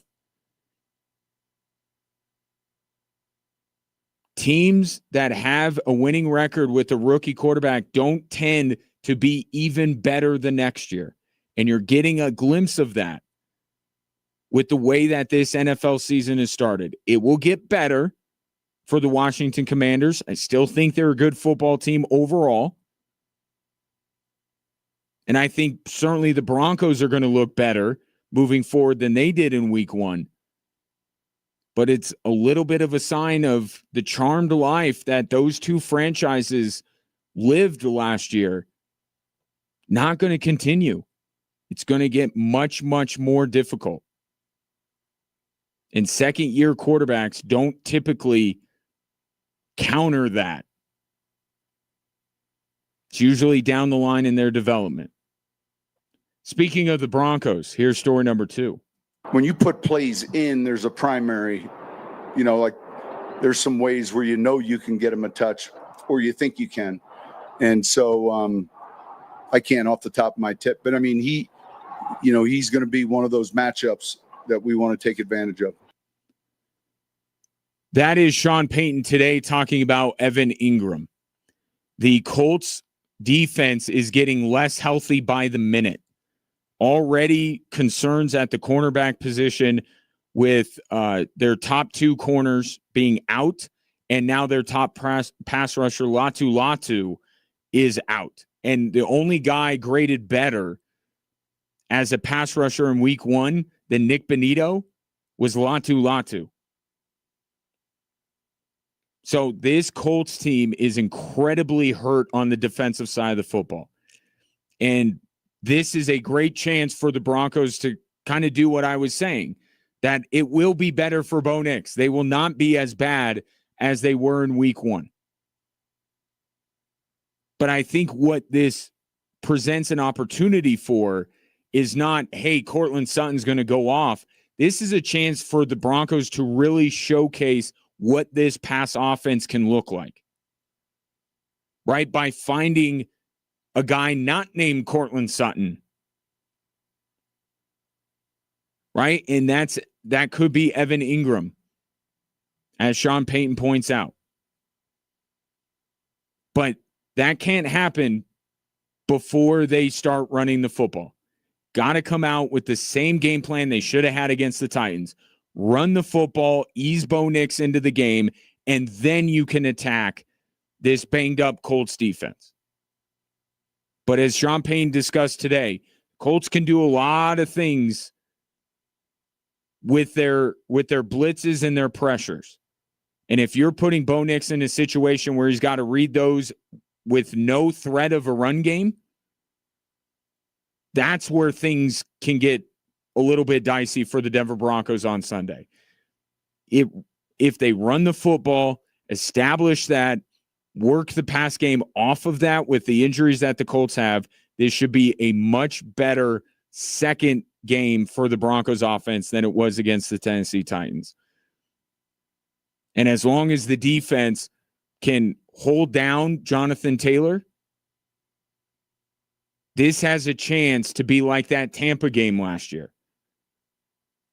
Going up against a team that's coming off of a big win, an emotional win with a very banged up defense, you know how that game went. This has the chance to do that. This has a chance to be a huge bounce back for the Denver Broncos if they go about it the right way. And that starts with the run game, and that followed by not being so reliant on Cortland Sutton in the pass game. And now let's go to story number 3, which is a bit of breaking news. Brian Howell, friend of the program, Buffs beat writer for BuffZone.com, reporting from Houston, Ryan Staub is warming up with the first team offense. CU is playing Houston at the bottom of the hour. So maybe the media, Dion, did actually get it right. And that maybe Ryan Staub will be the starter tonight for the Colorado Buffaloes. If he is, we still don't know if that means that Staub will play the whole game. But my main thought going into this game, if this doesn't work, and I'm not saying it has to be a blowout win or even a win, but if it looks bad with Ryan Staub as the quarterback, I don't know where Deion Sanders is going to go. I don't know what other cards he has to play here. You've cycled through your quarterback so quickly that now you're on to QB3 and you're running through all 3 of them in a game. What other thing are you going to do? You're going to go back to Caden Salter after you said a game and a half of football and you saw all you needed to see from Caden Salter to make a change? You're going to go back to him for week 4? This is a big game for it is a big game for Ryan Staub, right? Because this is a big stage that he's stepping onto, and it's an opportunity that he has a chance to seize, because clearly he can keep the job if he plays well tonight. But this is a bigger night for Deion Sanders and Pat Shurmur, because I'm willing to grade on a bit of a curve when it comes to Ryan Staub. We haven't seen a ton of this guy. Not going to hold him to this incredibly high standard. But Pat Shurmur and Deion Sanders should be held to a high standard. They made this move, which I think is kind of a panic move, to go to Ryan Staub. He supposedly fits with Pat Shurmur's offense better than the other 2 quarterbacks. Okay, fine, let's see it. Because if this doesn't go well, this is on Deion and this is on Pat Shurmur. This is not on Ryan Staub. They made this decision too soon, and they're putting QB3 out there in the Big 12 opener, in a hostile environment, in prime time. And not for nothing, Houston's got pretty good defense. The referendum tonight will not be on Ryan Staub. It will be on this Buffs coaching staff, who is making this, I think, rash decision so early on in the season. 719-247-1313. Take your thoughts on the 3 stories that are driving the show. We'll continue with Drive Time Sports right after this.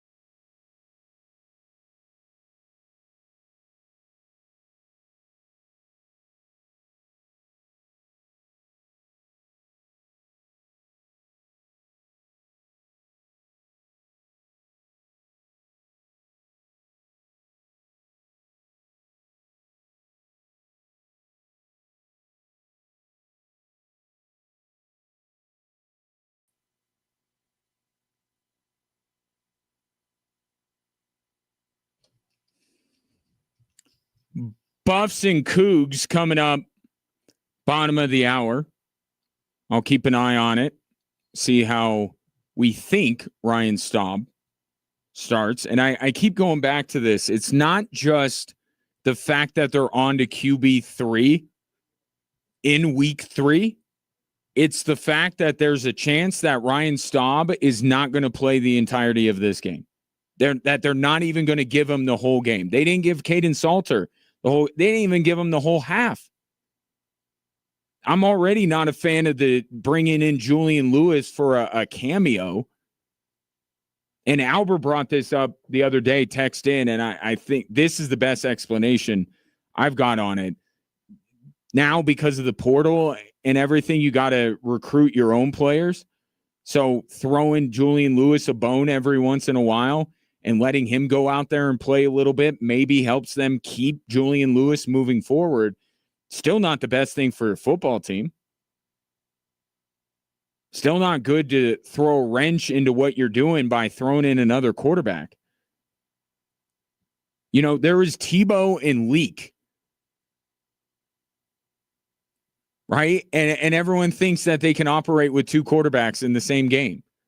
Like, how many more teams were successful with going back and forth between two quarterbacks?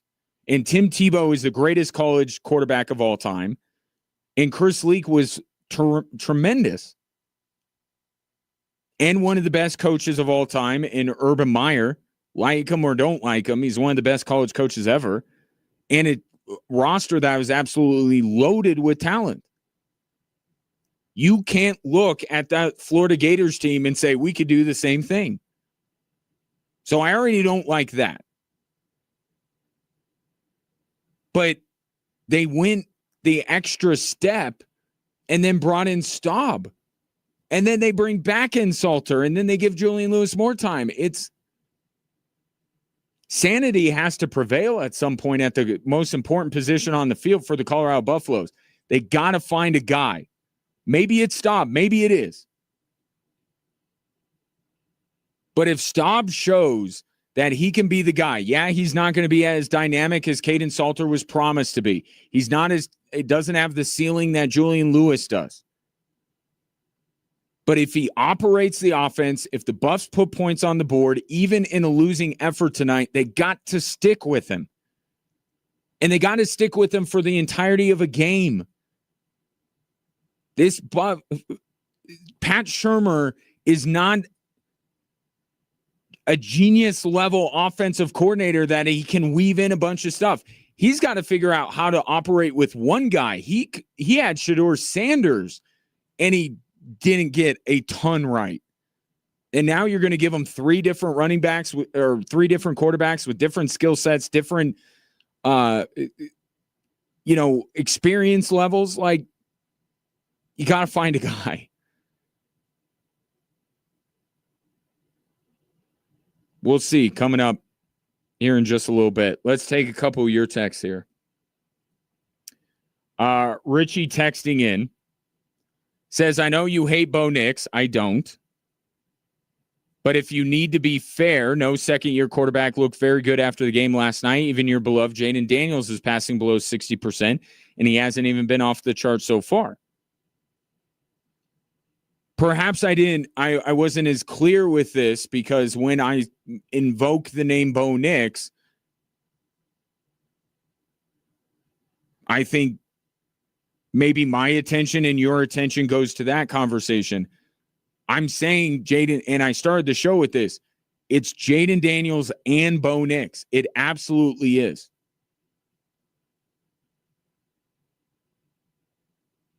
They were the two smashing successes in year one. And I think both of them and both of their teams are due to take a little bit of a step back. It is. I am absolutely including Jaden Daniels. If I wasn't clear about that, let me be clear right now. I'm talking about both of them and have been talking about both of them all summer leading up to this season. I've seen it happen too many times. You just saw it with CJ Stroud.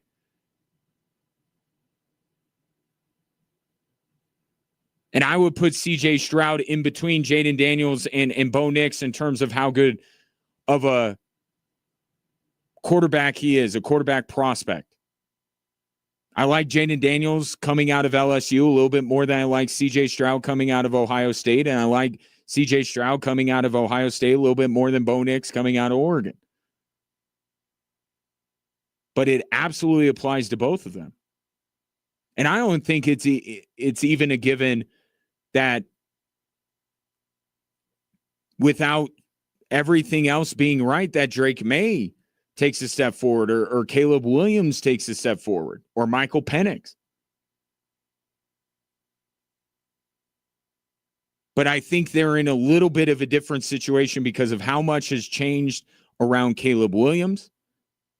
We didn't see Drake May for an entire season like we saw the other three guys, and same with Michael Penix.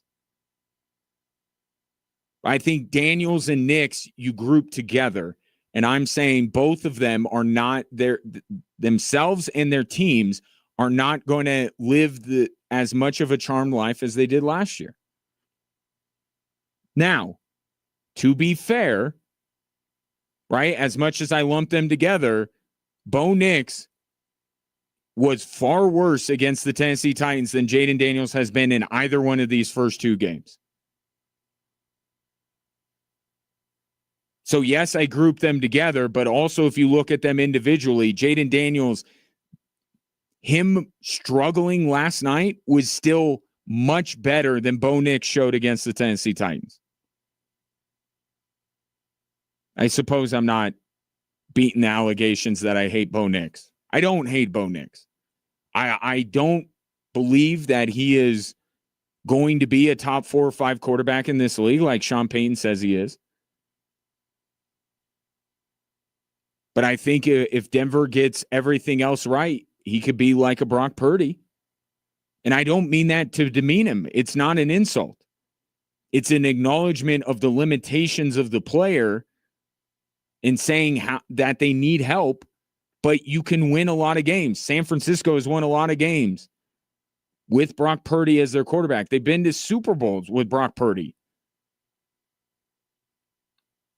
I don't hate Bo Nix. I just have a lower ceiling than a lot of people around here do.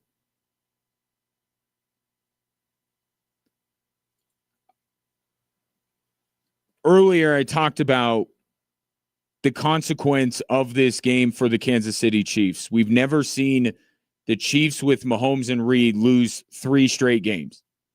And I know one of them is the Super Bowl last year. We've never even seen that. They immediately started winning after they lost to Tampa in the Super Bowl. They came out swinging the next year. We have not seen the Chiefs, this iteration of the Chiefs, lose 3 straight games at any point. One year to the next, in season. And that's why I say that would be enough evidence to give people who are doubting Kansas City the ammunition for their argument. It is a significant thing if Kansas City loses on Sunday. It takes some of the air of invincibility away from them. People have called the Kansas City Chiefs vulnerable before, and they lost one regular season game when they were playing their starters last year, right? Like, we've done this before where we've tried to pick out these weaknesses that the Chiefs have and say it's going to bring them down, and then it doesn't. Losing 3 consecutive games would be that. But as I was saying earlier, I think that the Chiefs will respond in kind. Their history says that not only will they win on Sunday, they may look a lot better than they did against the Chargers. And maybe they need to look a lot better in order to beat Philadelphia. But their history says they come out in a big way when they're staring a 3-game losing streak in the face. And if they can't meet that challenge again, I'm not saying Kansas City has to blow out Philadelphia, but they have been very much up to the task before, if they're not able to be that this time around, then yeah. I think if you're a Bills fan or a Ravens fan, you can go, it's there. We can do this. Because I think with those two franchises in particular, there's a mental block going up against Kansas City as much as anything else. And that would kind of come down a little bit if they were to lose on Sunday. This from the 719. I'm a Broncos fan, and the last thing I would ever do is bet against the Chiefs. I just never bet against them, not as long as they have Patrick Mahomes and Andy Reid. No way. They will always find a way when you think they're out of it. They're not. You and I agree on this. But that's exactly going to my point. If that doesn't turn out to be the case, I'm betting on Kansas City on Sunday. I think they'll win. I think they'll respond again to the possibility of losing 3 consecutive games. I think they hear a lot of the talk coming out of that game against the Chargers. I think they will respond. But if they don't, now can you say, well, I'm never betting against Kansas City?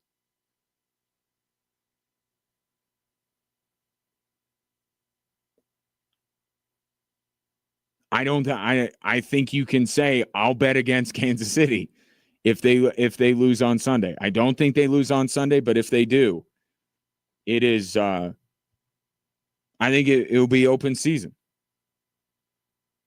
for the elite teams in the NFL. Let's not forget who they've lost to: Philadelphia twice and the Chargers. This is not equal opportunity Tennessee Titans licking their chops. We can get Kansas. No, not you. We're not talking about you. Talking about the better teams in the NFL, which I believe Philadelphia is. I believe that the Chargers are. Buffalo, Baltimore, Green Bay, LA Rams. If Stafford's back holds up, like, it opens up a lot for other teams. That'll be the biggest game on Sunday, I promise you. That'll be the primary topic of conversation nationally, whichever way that game goes. 719-24-7-1313. Last call for your texts. Cougars running out of the tunnel. We'll see if Ryan Staub takes the first snap. Of course, we'll see who receives the football. We'll keep an eye on that game and the Buffs quarterback situation the rest of the way here on Extra Sports 1300.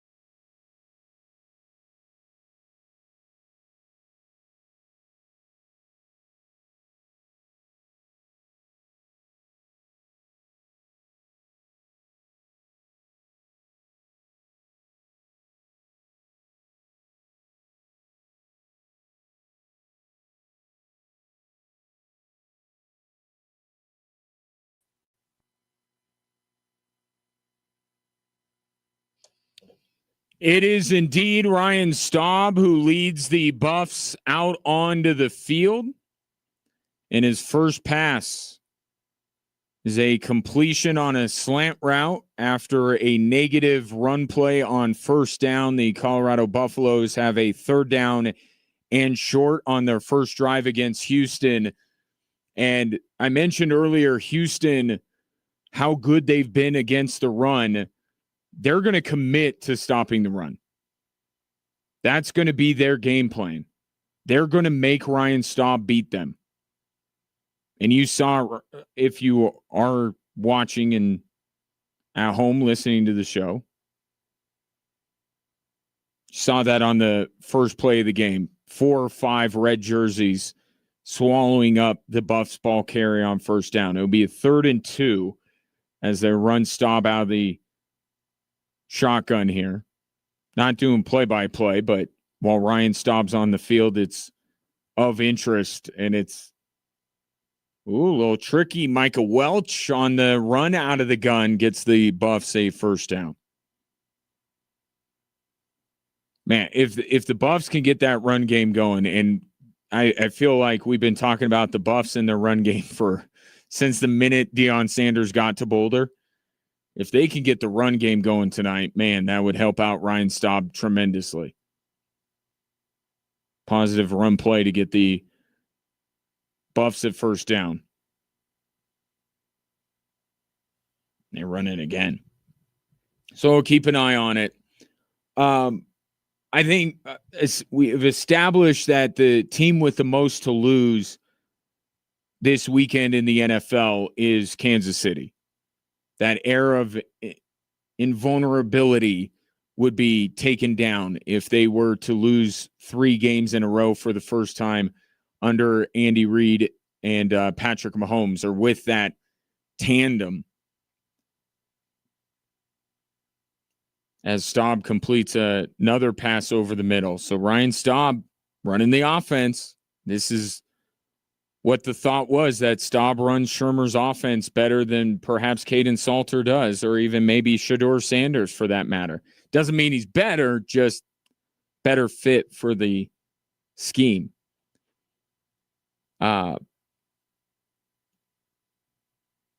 I think Detroit and Baltimore you can look at as well, because staring 0-2 in the face, but they're playing Chicago and Cleveland respectively. I think when you do these kind of exercises, you got to be like, who has the most to lose that you actually can see losing? And that will be Kansas City. I think Miami to an extent, because they could be losing their head coach if things do not go well against New England on Sunday.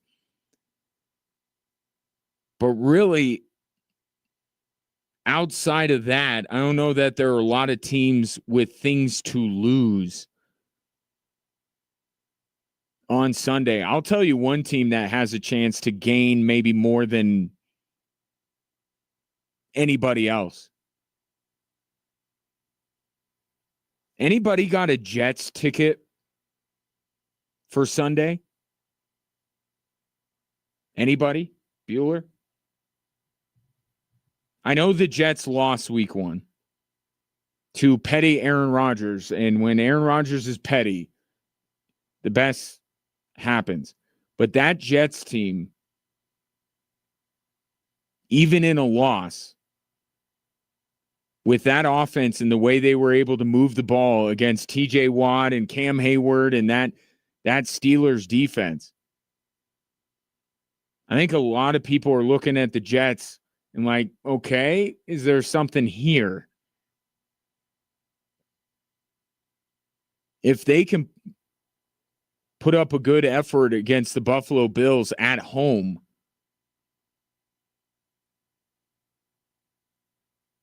I think they have the most to gain. Now, if I'm using my own metric, do I believe that the Jets can beat the Bills? I wouldn't bet on it. If I were betting on the Jets, it would be to cover. But Buffalo's coming off of that massive win Sunday night. I know it's a familiar opponent. in the Jets. It's not like they need a ton of time to prepare, but this is a different looking Jets team, right? Aaron Glenn is the head coach now. Justin Fields is the quarterback. In what would be a letdown game for the Buffalo Bills? But I still think, and that's what would have to happen, like the separation between the Bills and the Jets. When I talk about the Jets maybe have the most to gain of any team in week 2 in the NFL, I'm not talking about the Jets showing that they can challenge for the AFC East crown. That's not what I'm saying. But if they can move the football, which they should, if they move the ball like they did against the Steelers defense, they should be able to do it against the Bills defense without Ed Oliver. Then I think people start talking about the Jets as maybe that 7th seed in the AFC. But Buffalo would have to have a letdown game. If Buffalo has a grudge against the Jets, which I don't know why they would. I mean, I know it's a divisional opponent, but what to use that famous was a movie? I gotta think of what this is from. But the Bills have a quarrel with the Jets, like a boot has a quarrel with an ant. Right? Like this isn't a big time matchup for the Buffalo Bills. This is a letdown. And that will be acknowledged. Right? If the Jets show some things, you will have to factor in the fact that the Bills were in a little bit of a letdown situation after that emotional high of beating Baltimore on Sunday night. But even if you expect there to be a letdown for Buffalo, under normal circumstances, would you think that the Jets would have any chance anyway? So if the Jets show some things, I could see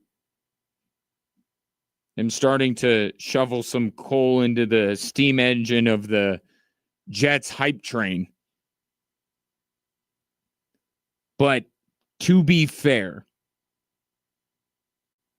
not a very spicy week 2 slate in the NFL. Now, I'll watch. We'll all watch. But after some of the matchups and the games that we had in week 1, I don't know that week 2 is going to be as fun. But there are a few things. Interested to see what the Jets do. Very interested to see if Mike McDaniel has a job on Monday. Colts, Broncos, of course. Chiefs, Eagles, of course.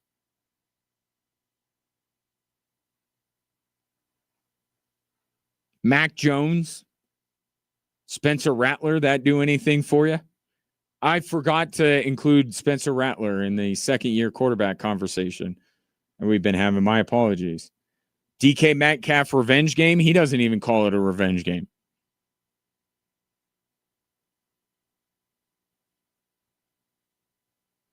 And then obviously the Detroit Chicago with the Ben Johnson, Dan Campbell angle, but Detroit losing like they did to Green Bay. T's and P's to Caleb Williams.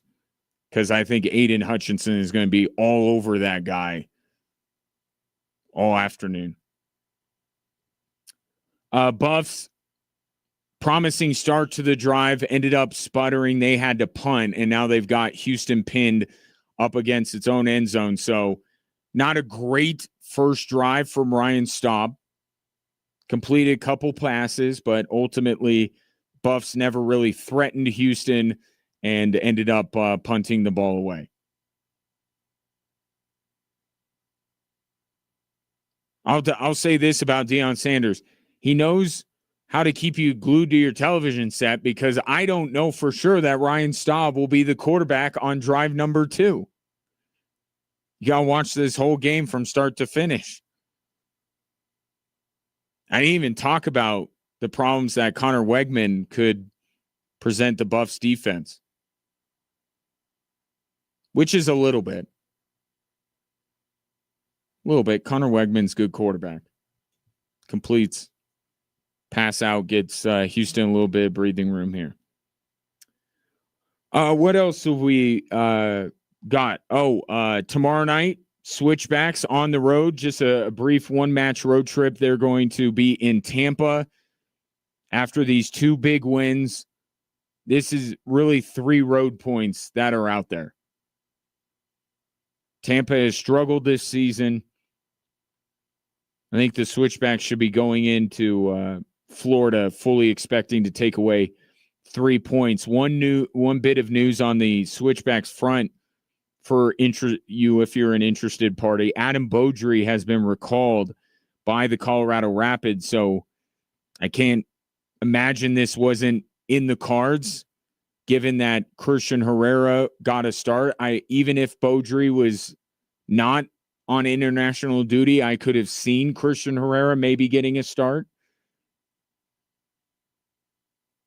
But now it's Christian Herrera's net, and we'll see how he responds to it. We saw this last year, right? Christian Herrera came out, struggled a little bit, went to the bench for a few weeks, came back, and he was really good and an important piece to the puzzle for the Switchbacks to win the USL Championship. So we'll see if some time to reflect, ponder, and get right does the trick for Christian Herrera.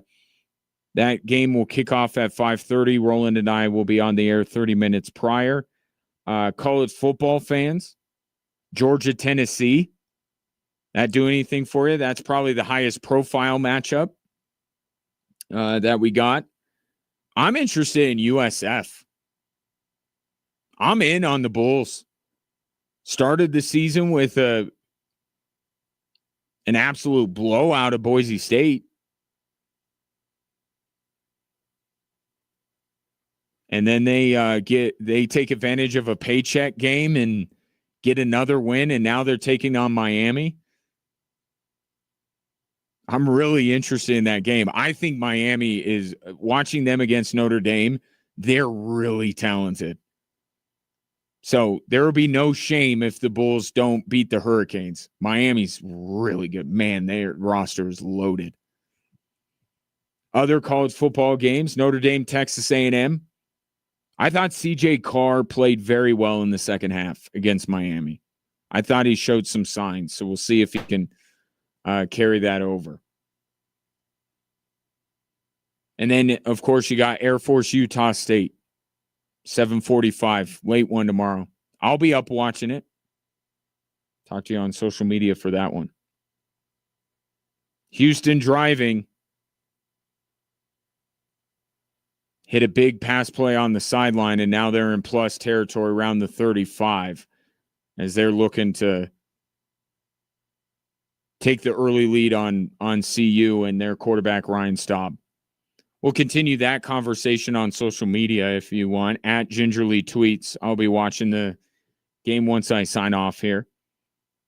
Appreciate you tuning in. Appreciate my guest today, Luke McAllister of Cheyenne Mountain. If you missed it, he was voted our athlete of the week, was able to join me back in hour number 1. Make sure you get your nominations in for next week. I'll have 4 new finalists, if you will, for you to vote on all next week. Enjoy your weekend wherever it may take you, and we'll reconvene at 3 and we'll have 2 Monday Night Football games and 2 pretty good ones. Tampa, Houston, and Vegas Chargers. That'll be fun. Enjoy your weekend. We'll talk Monday.